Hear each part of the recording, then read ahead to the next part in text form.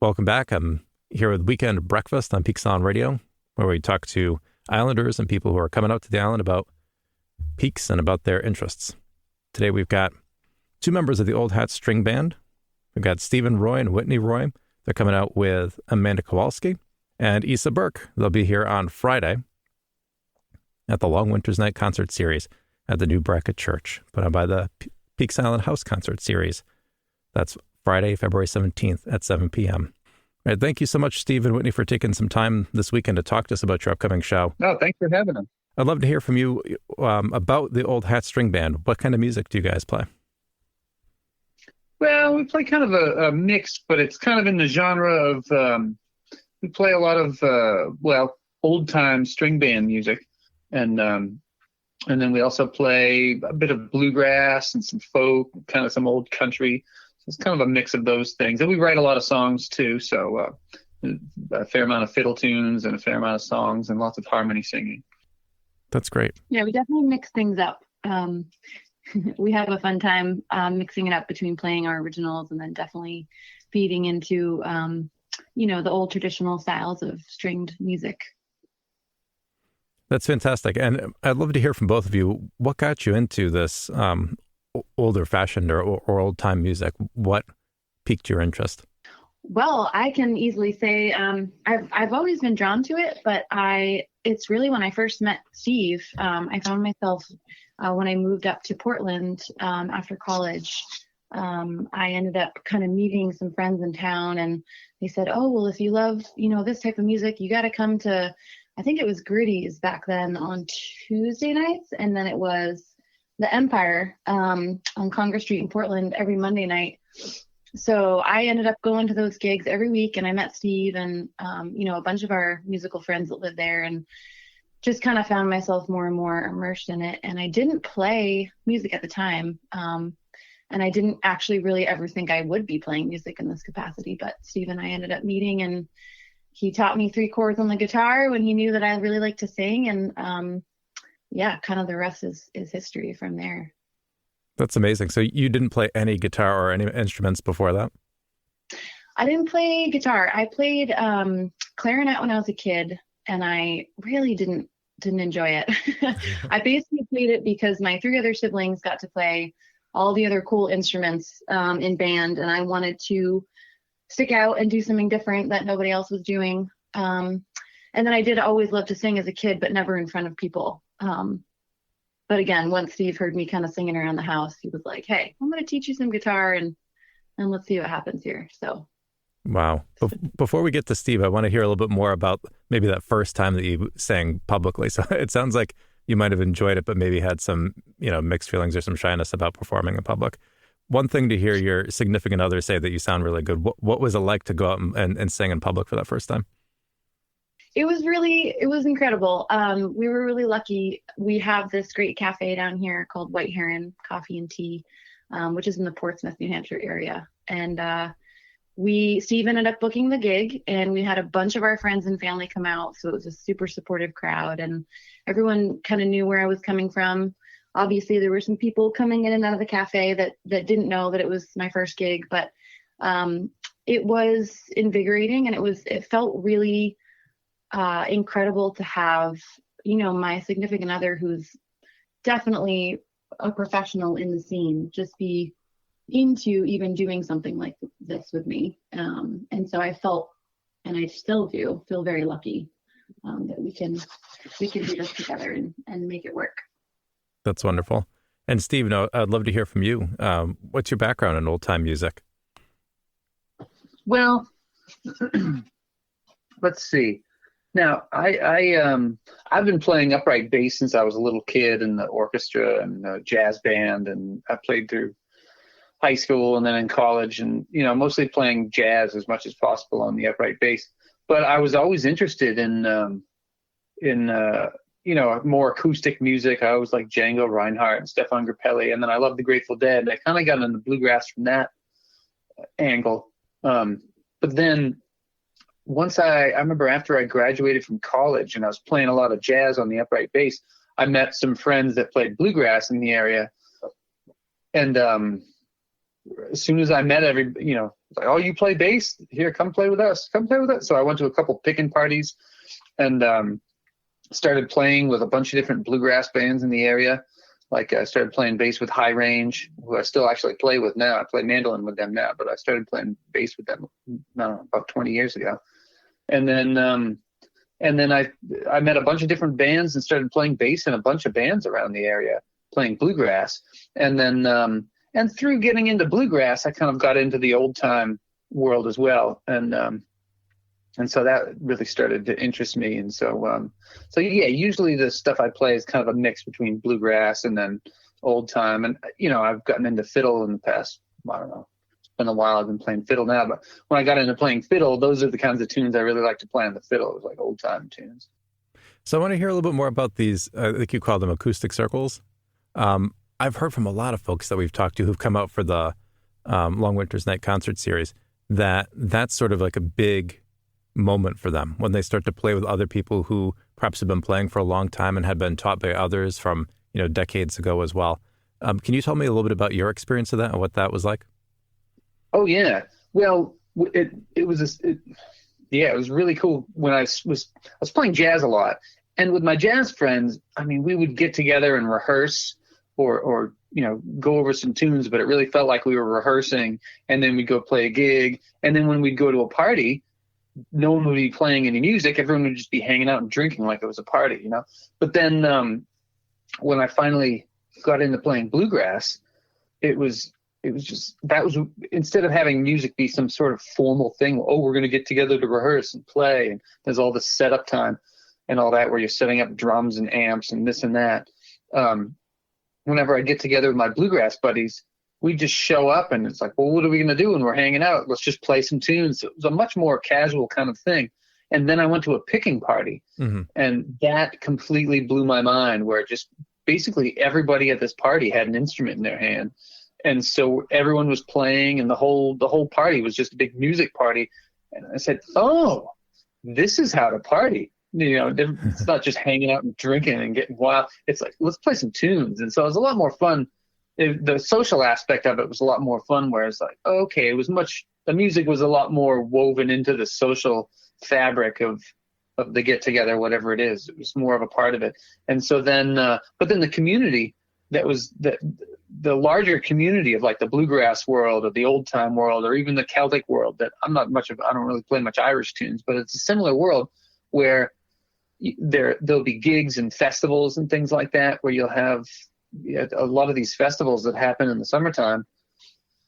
All the bluegrass people would be getting together, or all the old time people, or all the Celtic people would be getting together at like this certain festival, and you see everybody, and everyone's just hanging out, going from campsite to campsite, playing tunes all night long.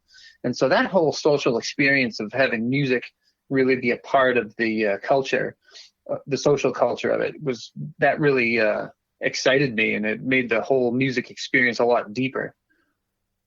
Yeah, that sounds terrific. So if I may, so one of the things that when Joe K. Walsh had come out, one of the things that he had talked about was the sort of like passing on of tradition in that way too. And he certainly talked about it in terms of, friendship and getting together and socializing, but he also said that he learned a lot that way too. Like he learned different styles of mandolin, for example. I wonder, did you have that sort of experience too? Are there any sort of memorable moments like that for you? Oh, of course. And it's really interesting where the more different places that I've traveled to, and all the friends that I make that I end up playing with, I soak up some stuff from them, and that becomes part of what I'm playing that gets passed on. So I mean, when I'm hanging out with people like Joe and a lot of the people that Joe, because Joe was involved and still is involved in Berkeley, teaching at Berkeley, and he went there, and so a lot of that crew, there's a certain style of music that they play. So whenever I get together all the Berkeley guys, it's like, okay, we're going to kind of play like kind of more progressive kinds of string music, like David Grisman oriented kind of stuff, and a little more slightly more progressive style of playing acoustic music. But then there's a lot of friends I get together that are real bluegrassers, and we like playing traditional bluegrass. So then those guys, when I'm playing those guys, it's like, all right, that makes me want to dig into traditional bluegrass and get to know the old standards in that realm. And then I have a bunch of friends that I play like old time fiddle tunes with, and we get together. It's like, yeah, let's play some old time tunes. So then I'm really I love that style too. So it's like, all right, then I'm always, ooh, I love that tune. The way you do that, I got to pick that up. So I'll record it on my phone and go learn it. So it's from all my friends and that I'm learning a lot of these different styles of music from. I end up doing a lot of work out west in British Columbia, and I'm actually the program director at a bluegrass and old time camp out there in British Columbia called Nimble Fingers. The best place on earth. Yeah, it's a really great camp. And so at that place, there's a whole kind of culture of bluegrass and old time too, out west. And so they have their kind of own repertoire of tunes and ways of doing things. And so that I've learned a lot from those friends out there.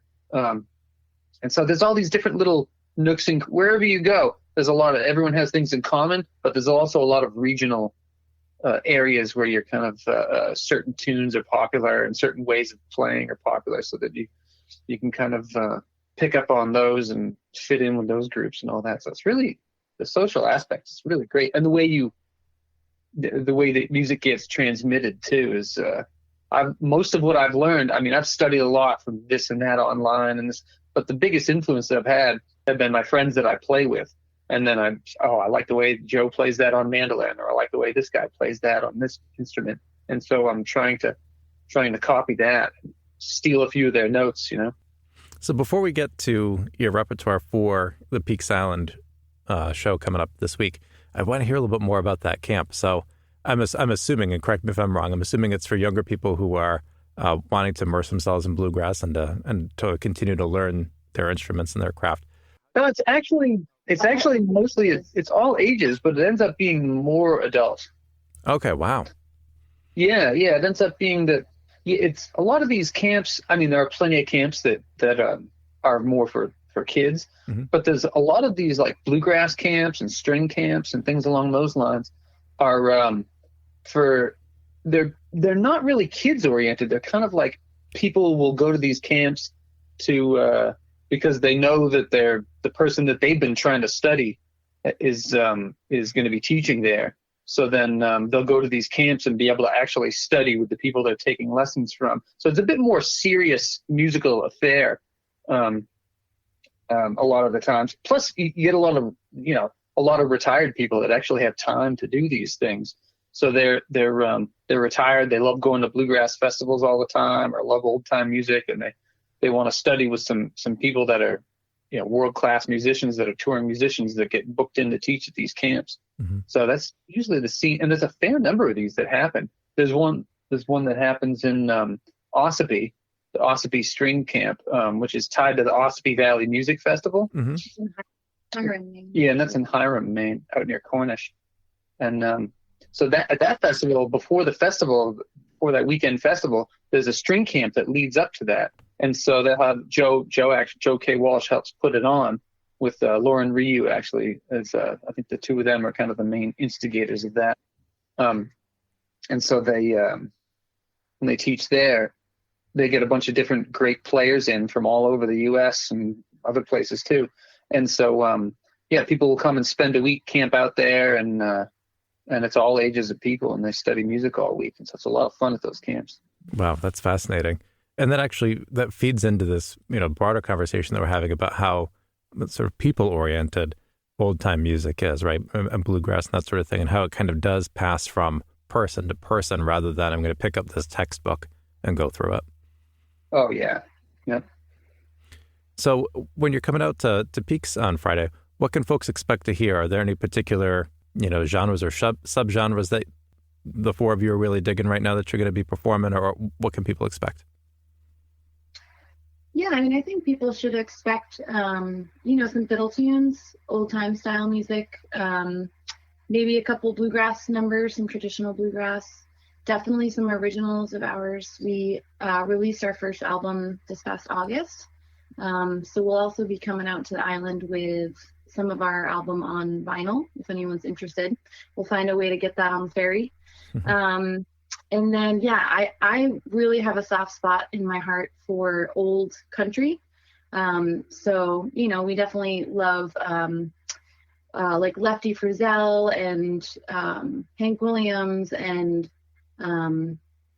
some maybe more contemporary artists that have covered songs by the old greats too. So we don't really fit into one specific genre, but we definitely do, a lot of folk as well. So yeah, kind of a mix of tunes, which hopefully, will appeal to a bunch of different people.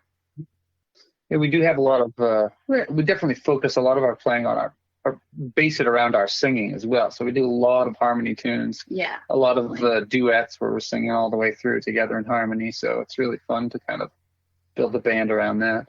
That sounds great. It sounds like it's going to be a lot of fun. So you released your first album. I want to hear two things. I want to talk about vinyl in a second, but I also want to hear about the album production in general. Did you do that in Maine, or did you go somewhere else to produce it? So we went. We live in Elliott, Maine, which is right at the base of the state, right next to Portsmouth and Dover, New Hampshire. So we have a friend in Dover. His name's Chris Chase, and he has his own studio called the Noise Floor. So it's luckily like 5 minutes down the road from us. So we packed our stuff up, drove down the road, and recorded, the bulk of it with the whole band in 2 days, like 2 5-hour days. Wow. That's amazing. And then one of the things that really piqued my interest was you had said that you're going to be bringing some vinyl out to the island. What made you choose to press your album on vinyl? And are you happy with the production of it? Oh yeah, we're very happy with it. It's pretty exciting it's very exciting to hear yourself on an actual vinyl record. Yeah. But we have I'd say we probably have more vinyl in our house than any other type of medium. So we definitely listen to. I love vinyl. I've been kind of a rabid vinyl collector since the 1900s. I've always liked scoring old vinyl records, and I've always had a little collection, but now I've got a ton. So it was I definitely wanted to print vinyl if we could, just for my own selfish desire to hear myself on an actual vinyl album for one time. But then it's pretty popular. I mean, there's a lot of people that are into buying album. I mean, CDs are kind of have been on the decline for a while. So then, as far as tangible music goes, vinyl is kind of a really fun thing that's been making a big comeback lately. So, so we printed, a decent amount, a somewhat limited amount of vinyl, but it's a pretty good amount. So we're seeing how much demand there is out there for us on vinyl, and we pre-sold a bunch of copies. So it's been fun throwing that around. There's a lot of people that are pretty excited about it. Plus, the vinyl scene is almost like the bluegrass scene. It's kind of a niche world, but the people that are into it really love it. Yeah, absolutely. So did the Noise Floor, did they help you press it, or did you have to outsource that somewhere else too? We outsourced it. Once the Noise Floor, once we did all the recording there, we went through our own channels to find places to press it. Mm-hmm. There's a local guy I've always done my CDs with, and then Crooked Cove. Actually, they're out of Kennebunk now, I think.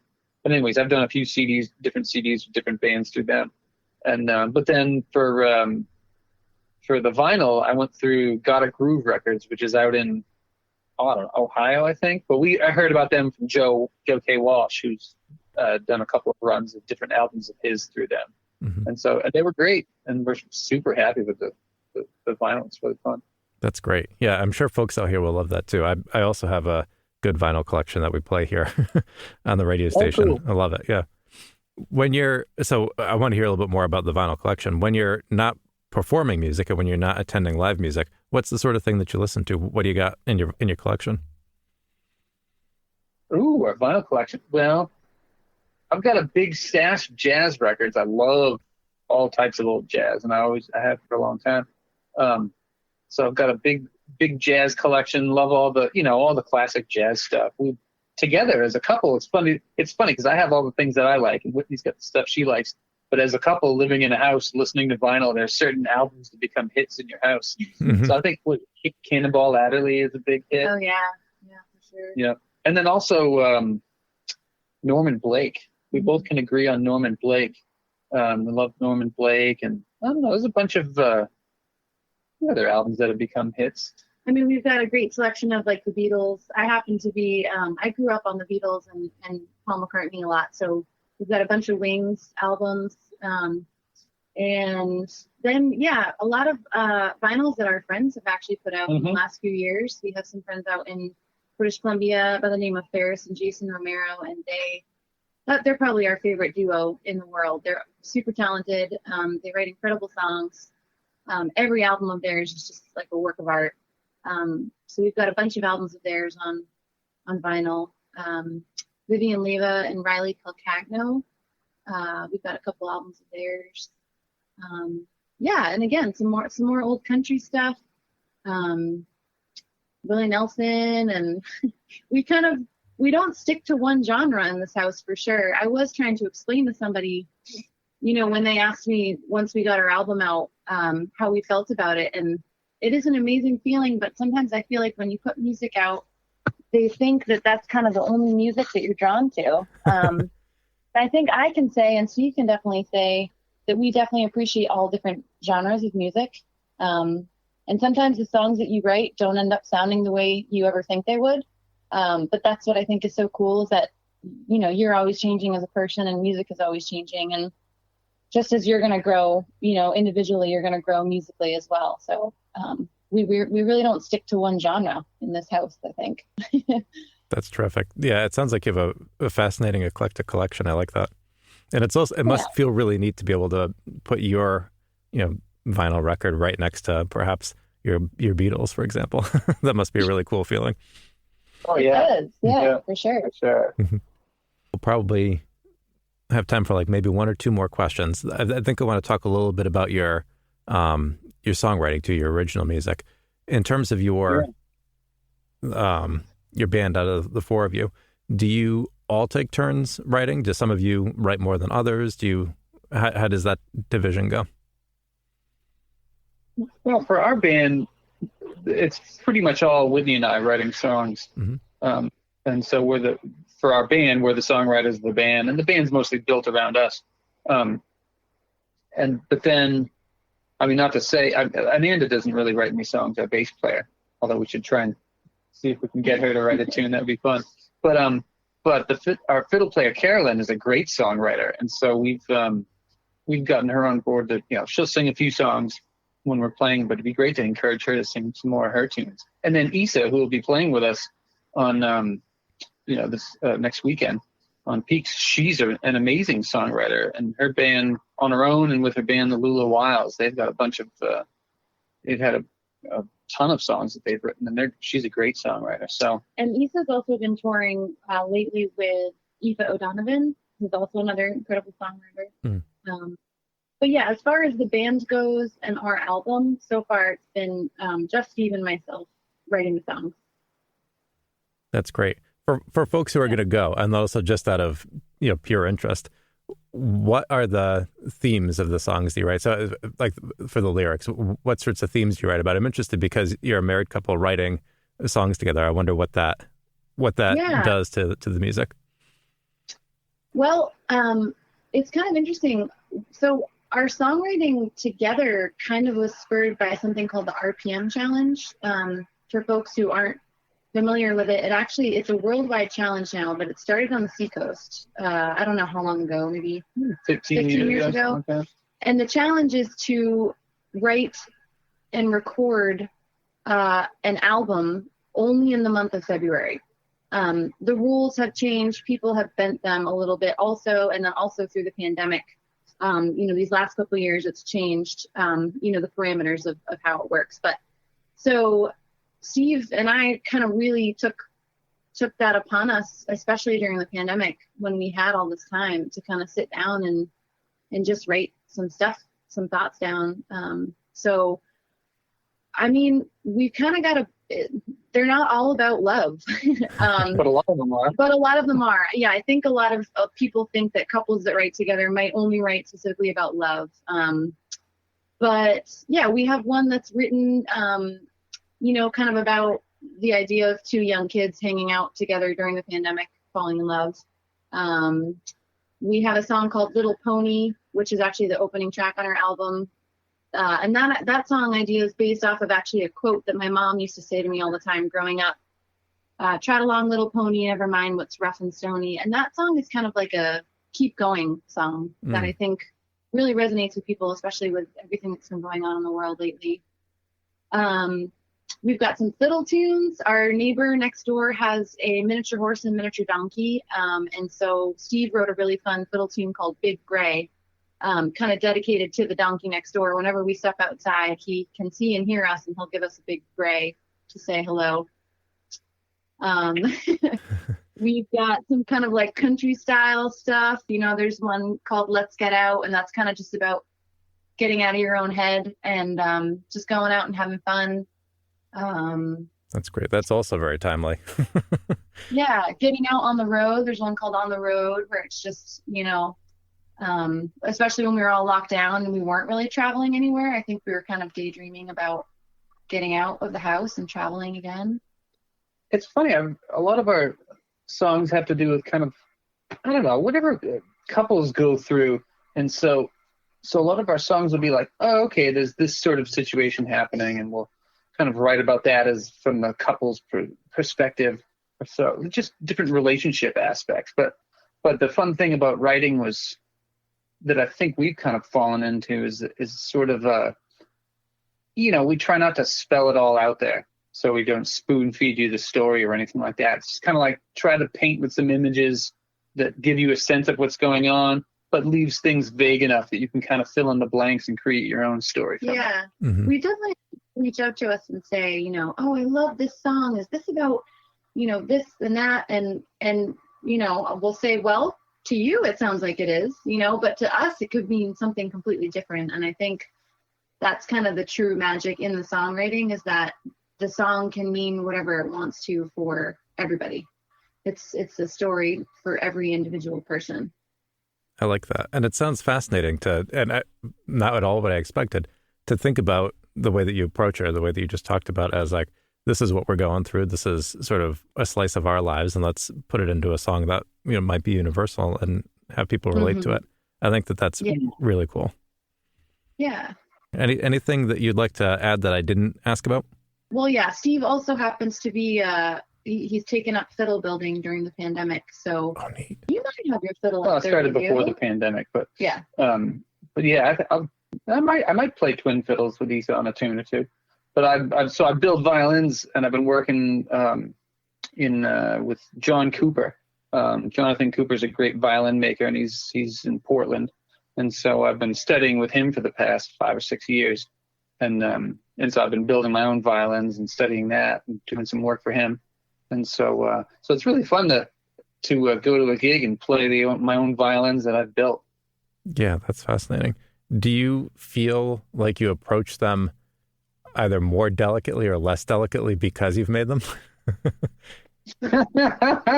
Well, it is very liberating to know that if I do break my instrument, that I can fix it, and that I know how to fix it, and I know how it's made. So that takes away some of the pressure. But no, I don't. I treat them the same as I treat my other instruments. But yeah, knowing how they're made and knowing how to fix them definitely takes some of the pressure off. Say if you get a crack in your instrument, it's where it used to be a major event where I'd be very upset for a long time if I had a crack in my instrument. But now I'm like, oh, okay, I know how to fix that. So that's very takes the pressure off.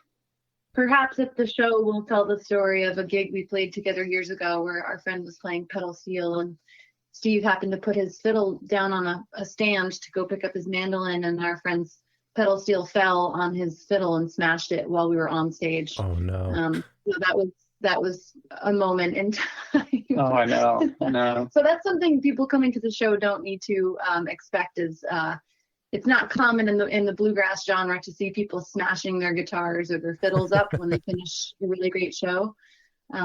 So don't come to the show planning on that. That's great. Well, this has been a delightful conversation. Oh, thanks so much. It's been great to chat with you. Chatting with us. Yeah, thanks. And yeah, again, have a good few shows in between, and then it'll be great to see you out here on Friday. Oh, we're looking forward to it. Thanks so much for joining us here for Weekend Breakfast. Once again, that was Steve and Whitney Roy of the Oldhat String Band from Elliott, Maine. They're coming out here to Peaks Island for the Long Winter's Night concert series put on by the Peaks Island House Concert Series. That's coming up on February 17th at 7 p.m. at the new Brackett Church. Suggest a donation of $20 for adults. Children under 18 are free, and adults over 80 are free as well. If you enjoyed this interview and want to hear more, you can check out our archives at peaksislandradio.com. Check out the Weekend Breakfast Show, or you can subscribe in your favorite podcast app of choice, whether that's Apple, Spotify, or something completely different. Until next time, thank you, and have a great week.